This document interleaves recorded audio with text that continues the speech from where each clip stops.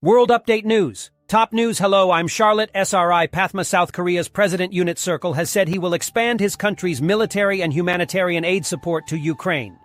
He was speaking during a surprise visit in Kyiv. He confirmed Seoul would continue to supply much-needed military equipment, including bulletproof vests and helmets.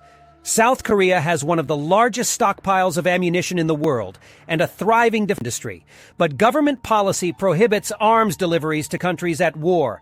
Now Ukraine and its allies have been urging SALT to make an exception. We can hear now from him and President Zelensky in this press conference. South Korea will continue to provide supplies that Ukraine needs. Following last year's military supplies such as bulletproof vests and helmets, we will support military equipment on a larger scale. I can happily state that the agreement to transfer the transport and special equipment, including demining cars, is already being executed. It helps us to save lives. Okay? We can go now to our diplomatic correspondent, James Landale. James, we don't often see Asian leaders give us a sense of the significance of this visit. Yeah, that's right. We don't often see them there.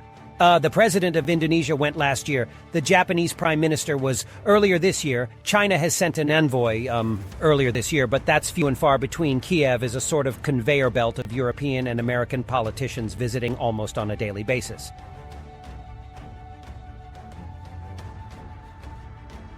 So it is unusual. Diplomats will take some comfort for this because one of the great failures of the West, the Europe and the United States in this war, has been to try and convince the rest of the world that it matters to them as well.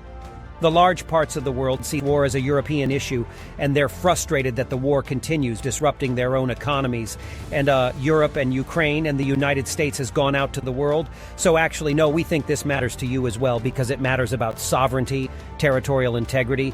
Those are universal concerns, and I think having a country like South Korea visit Ukraine for